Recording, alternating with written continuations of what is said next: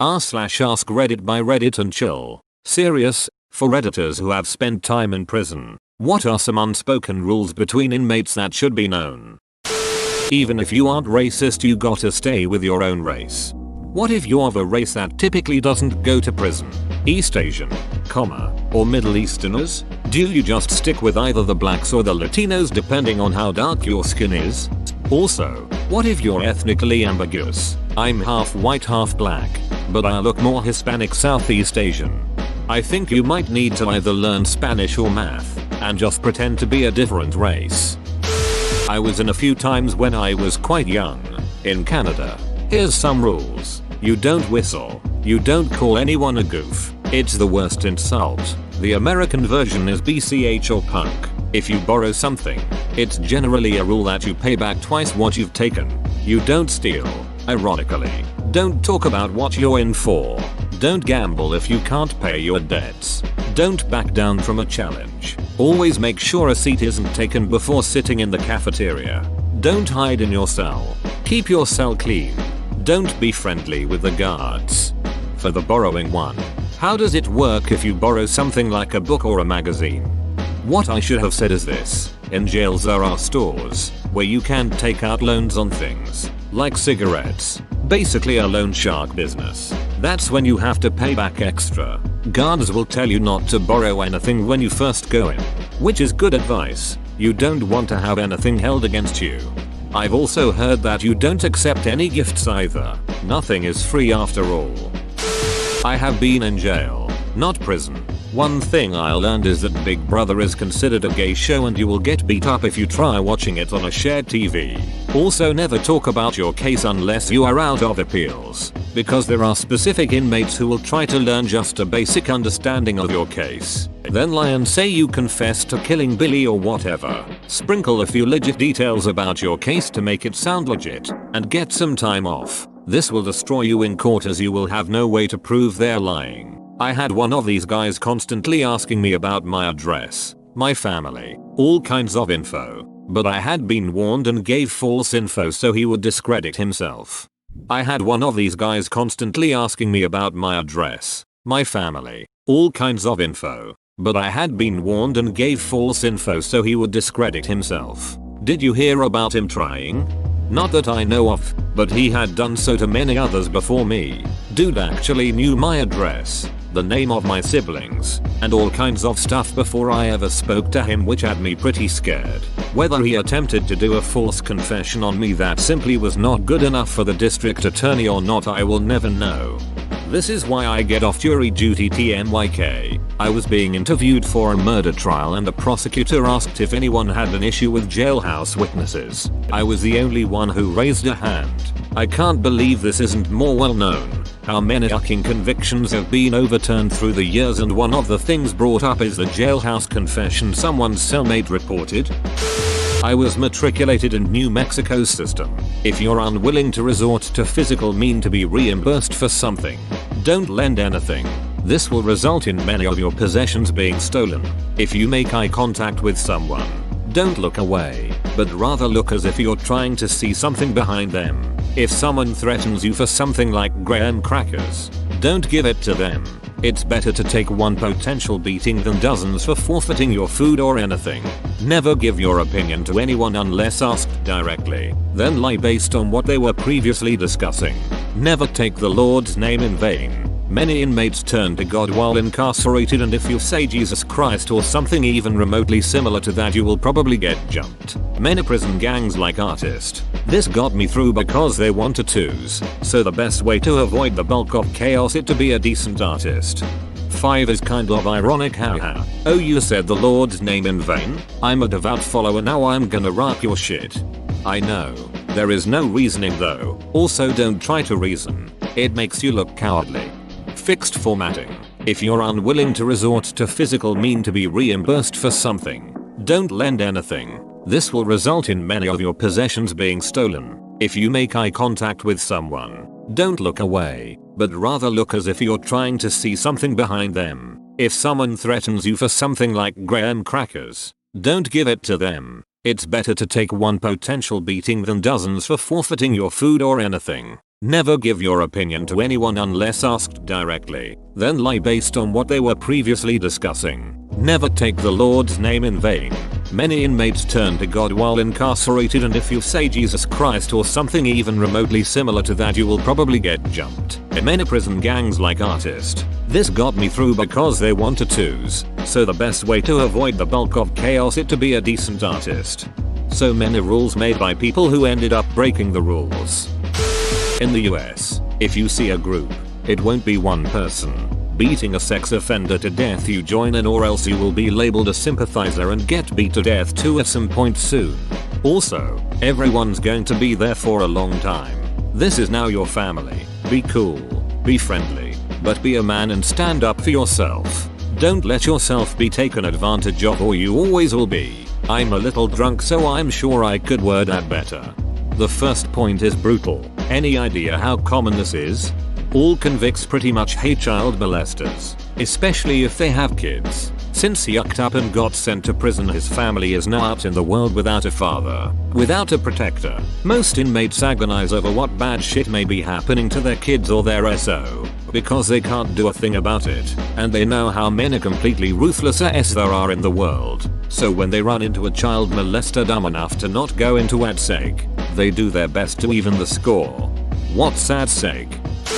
If you need to take a shit, hold it until the morning, do not stink up the cell. Seems obvious, but you'd be surprised how many people wouldn't think twice about this. I mean, when you got to go, you got to go, but have a bit of sense. Another one.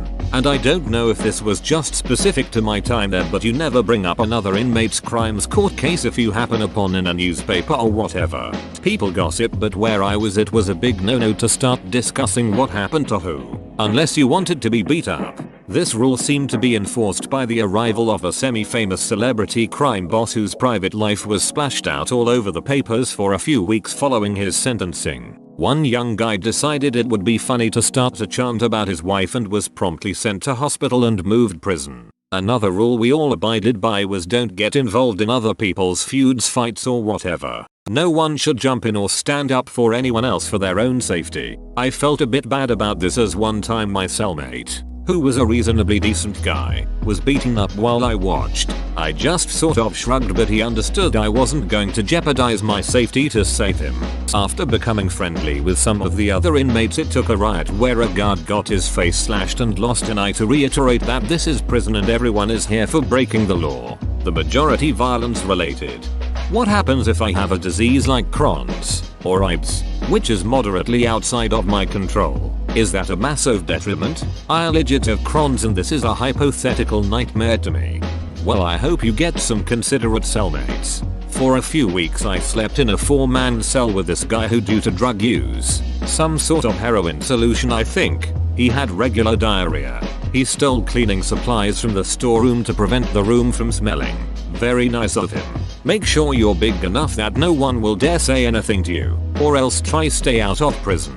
On the plus side, most people with AIDS or similar can get flare-ups with stress, like during a beating. So you might end up in the hospital after a beating, but they'll end up covered in shit, so tell me who's the real loser. The courtesy flush. You flush your poop straight as it falls in so it doesn't stink out the place too much. Always have one leg outside your pants when taking a dump. Then if anyone attacks you, your legs aren't short leashed together. A good friend of mine has done his fair share in county and told me that one firsthand. He said you'll never feel as helpless as when you're on the shitter with legs tangled up, your balls hanging out, and 2 guys get in a fight in front of you. Another one of his was, if you can, put your shoes under your bedposts before you go to sleep, so no one can steal them. Always get a job in the kitchen if you can, it's the best place to work. I hear that. Back in 08 I did some time for a robbery. Started working in the ramp room, which was the kitchen stock room. The kitchen guys would occasionally bring us some stuff every now and then, but once I got transferred to working in the kitchen, we ate amazing food every day. Bacon, scrambled eggs, home freeze, French toast, pancakes, etc. for breakfast, chicken fingers, chicken parm, veal, rigatoni, homemade bacon cheeseburgers and fries for lunch and dinner, homemade cookies and brownies for dessert. We ate like champs while the rest of the facility ate the garbage state food. It was the best part about being locked up. I've been in Cook County Jail in Chicago, so while not really a prison, it's damn close. There were basically 4 main groups: blacks, Hispanics, whites, and neutrons. Slang for anyone that isn't in a gang. I was grouped in with the neutrons. I was asked immediately when I got to my bunk if I was plugged. Slang for being in a gang. I told a couple of the guys no, and was told that being a big guy will help me. Just mind my business. Obey the unwritten rules and I'll be okay. A few of the unwritten rules for a neutron: must not eat at the same tables as the gang members. Must wait to eat while all the gang members say grace together before dinner. Yes, you read that correctly. When the gang leaders wanted to shower, you got the yuck out of the showers. Don't get involved in any barter systems with the gangs. Gangs get extra trays of food. No one else unless you work in the kitchen. At the same time, it was heavily frowned upon within the gang community if a fellow gang member picked on a neutron. It's considered weak, and I've seen guys get their behind kicked by their own gang for doing it. I had a buddy get out of Cook a year or so back after a 2-year sentence. He mentioned he was a part of the neutrons. I thought he was joking about that name. Said he had to clock someone once so people would leave him alone. He was an energetic and funny guy though. Just never sits the yuck down. It's a different world in there, that's for sure. An interesting fact not too many people know about in Cook: there is a maze of underground tunnels under the buildings that serve as a way to transport the meals to different units. These tunnels and the elevators that bring the food up are where most of the illegal shit happens. Correctional officers having relations with each other or inmates. Drugs, underhanded deals between inmates and officers, etc. Shut the yuck up. Don't talk about your case. Don't look at a motherfucker. Do not accept any gift whatsoever. It will not be free. How do you refuse a gift without pissing off the person offering? Probably will, and you will probably have to fight the differences. You won't still know after your behind is kicked. Always do a courtesy flush. And don't shit in the wrong toilet. It's disgusting and unimaginable. But offenders get really weird about their toilets, especially those who've been in solitary. Basically, most offenders have had to wash their clothes in the toilet. When there is more than one toilet, one is reserved for clothes washing and the other for shitting. No joke. Note to myself: don't break the law because you won't last a day in jail. If you cry in front of anyone, you'd better be a funny guy. More tats means more rights. Walking through a door alongside someone with, say, a full face of tats, you should take one step slower so they pass you. Don't touch my shit. Seriously, when locked up, people have very few things they can call their own. And if you snatch it without asking, what you're gonna wind up with is a fucking beating. And the courtesy flush. No matter where you shit or when you shit, that toilet better be taking that turd as it is still departing your behind. There's enough nasty odors to contend with on the block. No one needs to add your shit stink to it. Ducking like and subscribe.